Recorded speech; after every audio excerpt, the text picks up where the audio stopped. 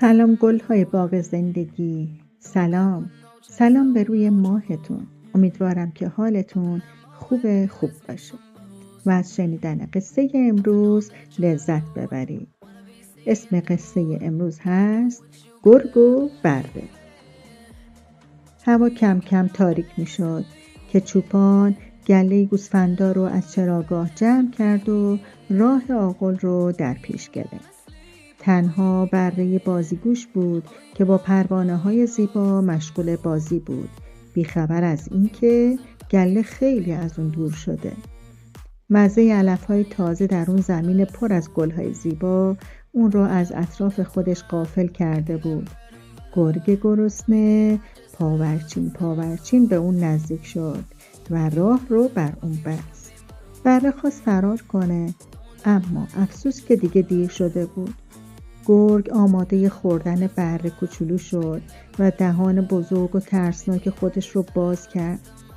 بره گفت: آقای گرگ، قبل از خوردن من یه لحظه صبر کنید و به حرف من گوش کنید. گرگ جواب داد: چی؟ التماس میکنی؟ التماس کردن فایده‌ای نداره. من امروز خیلی گرسنه هستم. بره گفت: نه، التماس نمی کنم. فقط میخوام بگم چطور منو بخوری که بیشتر لذت ببری. گرگ پرسید: چی گفتی؟ راهی که خوردن تو بیشتر مزه بده؟ بره گفت: بله آقای گرگ، من خیلی علف خوردم و هنوز علف‌ها به گوشت تبدیل نشده. اگه من کمی ورزش کنم علف‌ها هضم میشه و به گوشت تبدیل میشه. گرگ گفت: فهمیدم، حرف خوبی زدی، من به تو اجازه میدم کمی ورزش کنی. بره گفت: اینجا یه زنگوله به گردنمه، اگه دوست داری به تو بدم تا با اون کمی بازی کنی. گرگ قبول کرد و زنگوله رو برداشت و تکون داد و گفت: راستی چه صدای قشنگی داره. بره گفت: زنگوله رو تندتر تکون بده تا من با آهنگش ورزش کنم.